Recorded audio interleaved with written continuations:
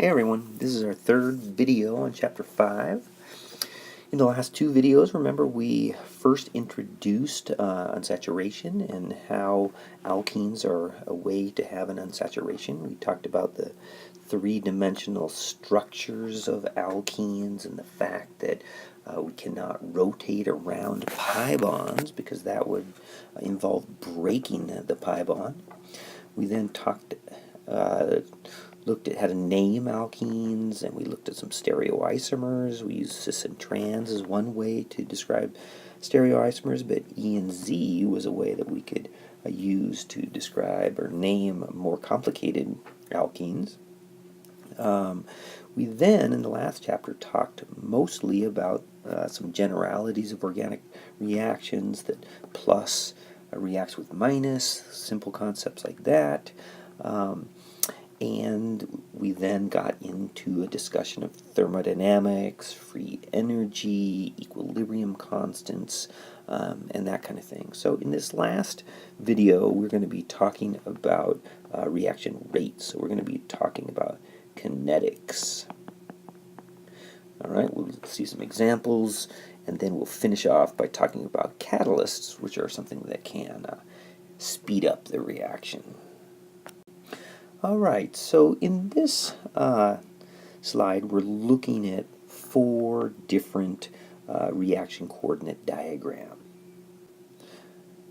And what I would like you to notice is that there is no direct correlation or relationship between this delta G double dagger, okay, that's this one here. This is the free energy of activation, and the delta G0 here, which is the free energy of the reaction.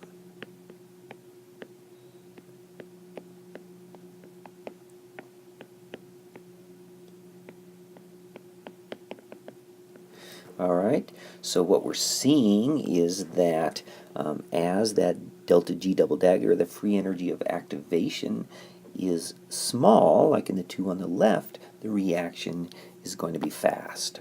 Okay, so these two would be fast reactions.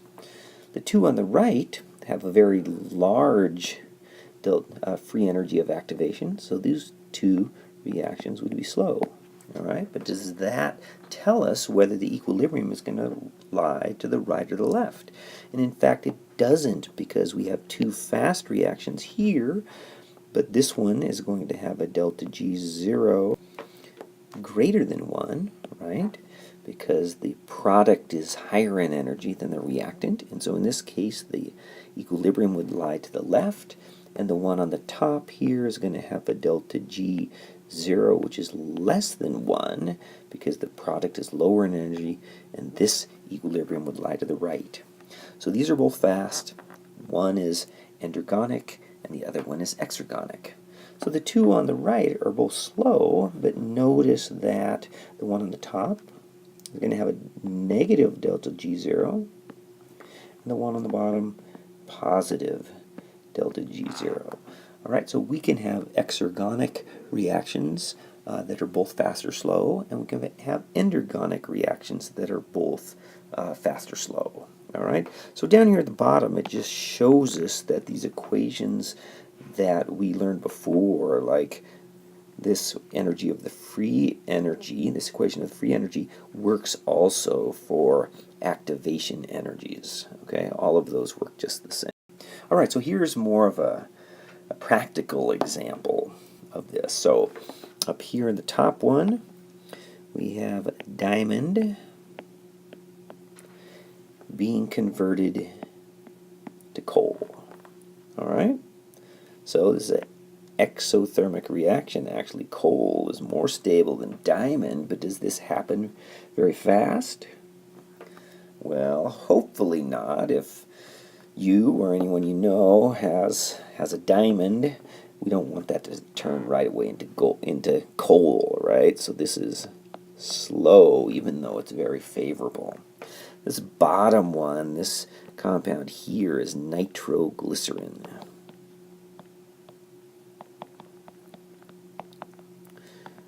right? And it can be converted to carbon dioxide and water and nitrogen and oxygen. This is also exothermic.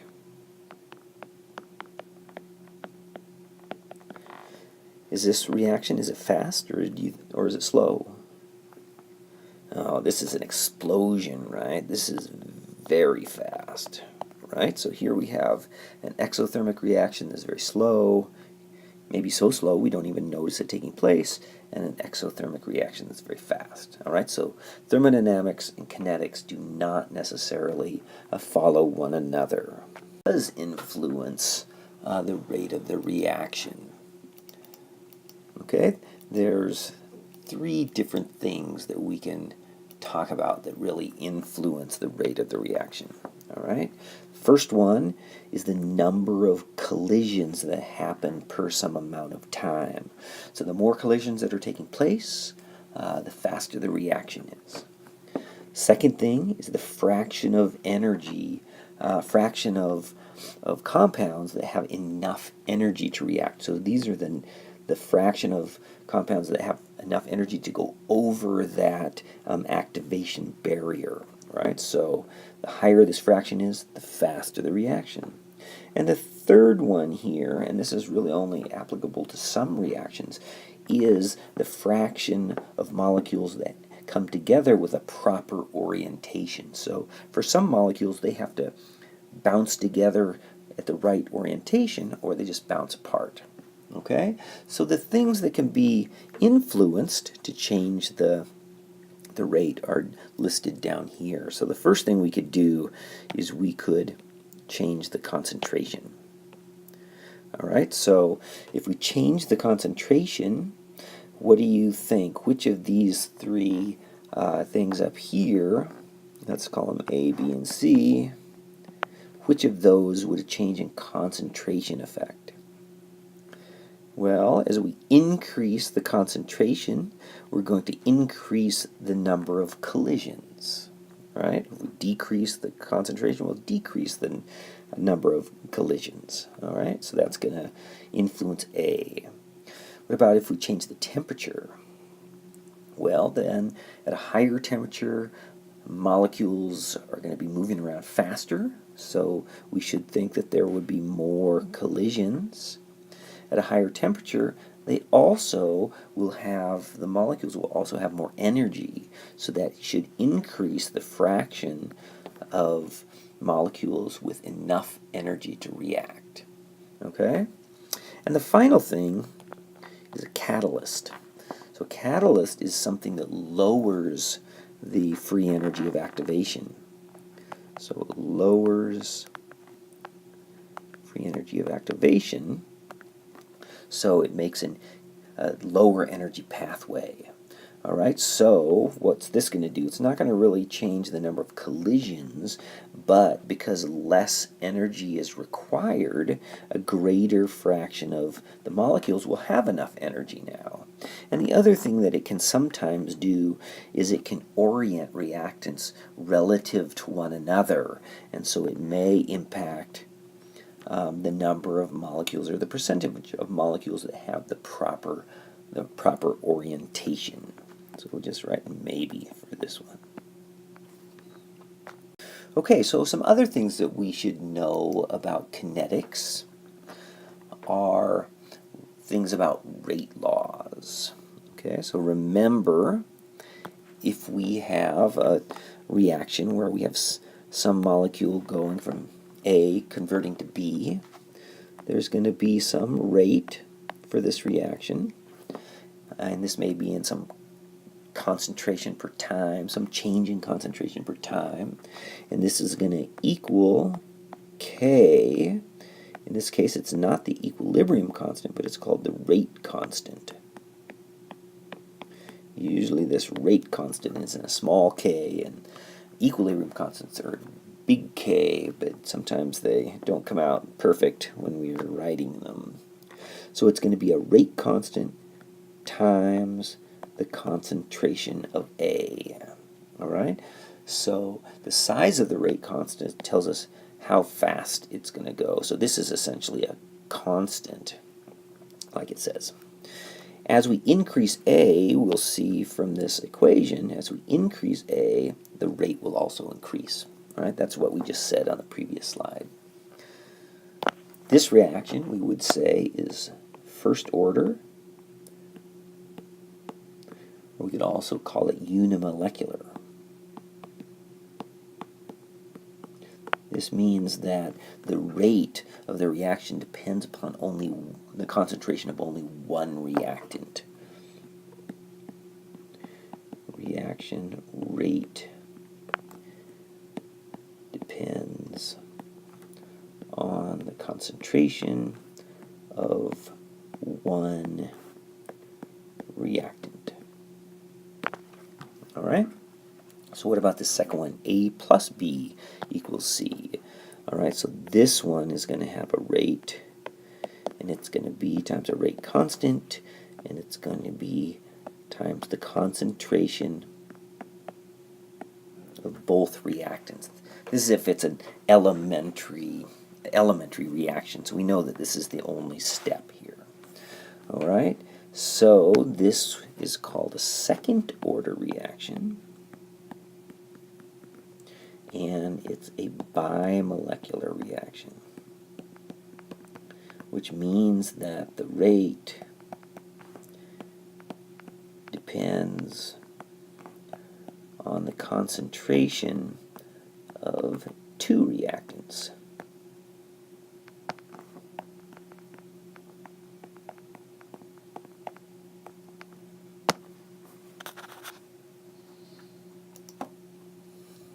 All right, so let's now look at the fact that there is maybe unexpected, based upon what I've been saying, there is actually a relationship between rate constants and equilibrium constants. So let's work this out and see what it is. So if we have, for example, A converting to B, okay? We are going to have two rate constants. One, I'm going to put here, I'm going to put an F for the forward reaction, and we're going to have a rate constant here, R, for the reverse reaction. Okay? We know that the rate of the forward reaction is going to be K sub F times the concentration of A, and we know that the rate for the reverse reaction equals Kr times the concentration of B. All right, so now another thing that we should remember from Gen Chem is that at equilibrium, what can we say about the forward and the reverse rates? Okay, we know that the forward rate has to equal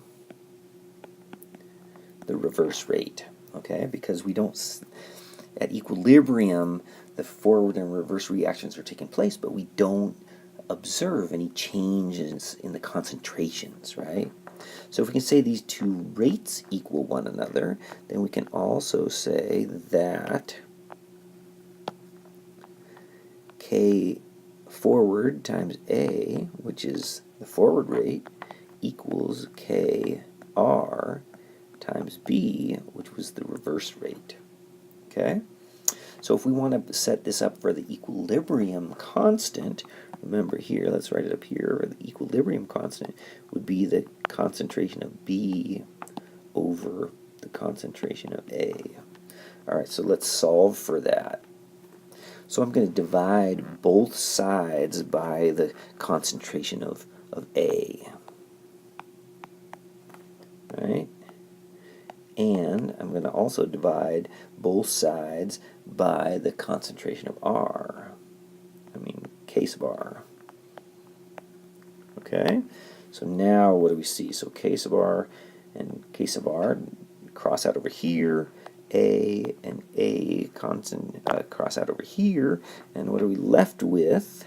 We are left with concentration of B over the concentration of A, right, which equals equilibrium constant, equals concentration of F over, no, not the concentration, the equilibrium constant for the forward divided by the equilibrium constant for the reverse. Okay, so the equilibrium constant actually equals a ratio of the forward and reverse rate constants. All right, so let's relate this back to the reaction of the alkene that we looked at before. Okay? So let's just draw out this mechanism again. So remember what the first step was. It was the pi bond reacting with hydrobromic acid. Okay, so specifically the pi bond gets protonated and we formed a carbocation, right? So we're going to form this. Okay, I had one H here already. H3, and an H here, and we put an H on here, and we have a plus. All right, so we formed a carbocation, and this is essentially reaction or process number 1, or reaction step, I would call it. So this is step 1. In the second step, remember that bromide that got formed in the first step reacts with the carbocation to form our product. And this we could call step 2. All right, so we can treat each of these steps independently of one another. All right, so the bottom left reaction coordinate diagram corresponds to step 1.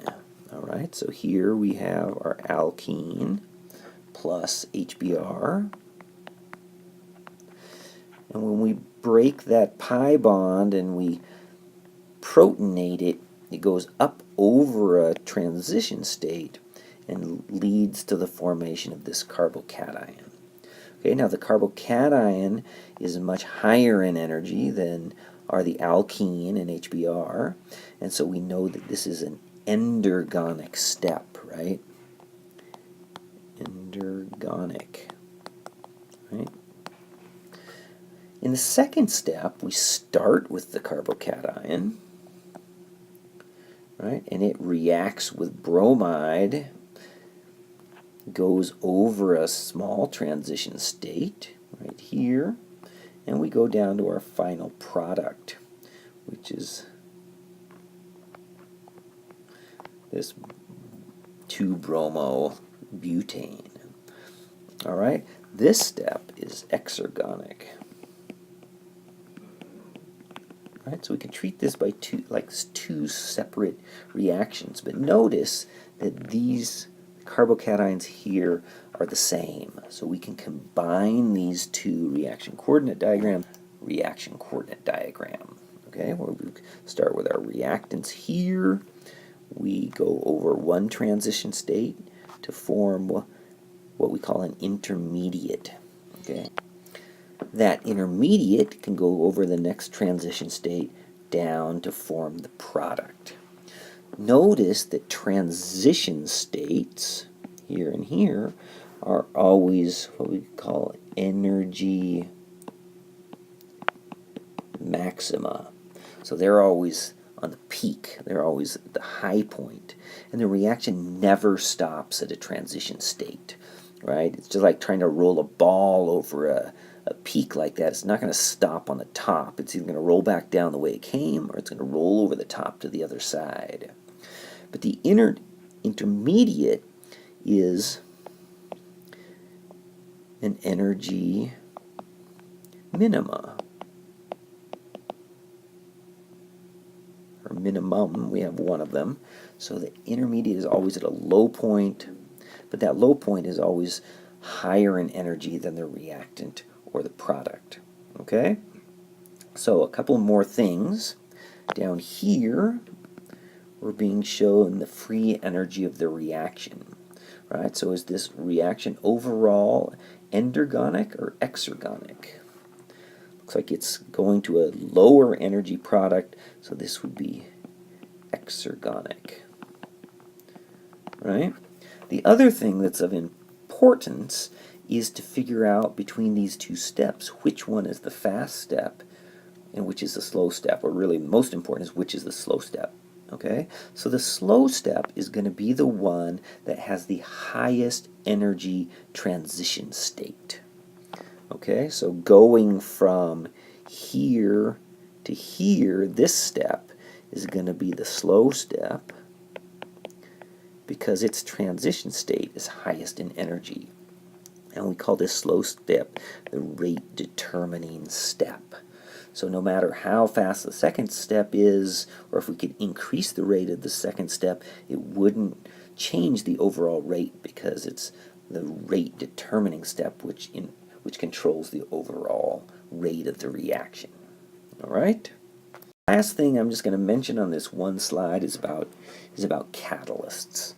All right? And what a catalyst can do is provide a pathway for a reaction with a lower energy barrier. Okay? So this diagram is, I think it's actually kind of dumb, but it came from the book. So it shows this dude over here, and he's going to go up. He's got to get over to here, right? So he goes up over this pass up to this point, down the other side. And so what they want to compare is the rate here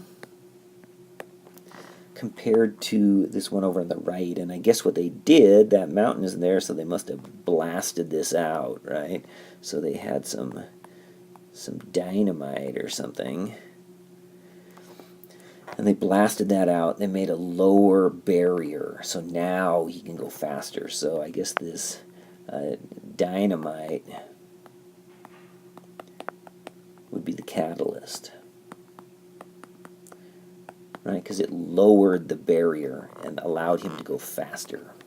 I always think about it more like maybe over here, if he was riding a bike, and he could either go up over the pass, or if he could go through a tunnel, right? He'd get to the same point, so his starting energy and his finish energy should be the same, but he could go much faster if he went through the tunnel. All right? So catalysts can vary a lot in their structure. They could be things like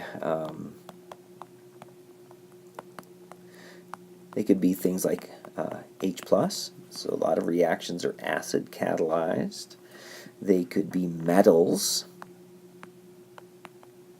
okay, something like palladium or platinum or nickel or something like this. These are common catalysts for, say, hydrogenation reactions that we just looked at a little bit ago.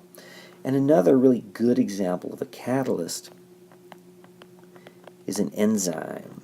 Okay, so an enzyme is what biological systems use to catalyze their reactions.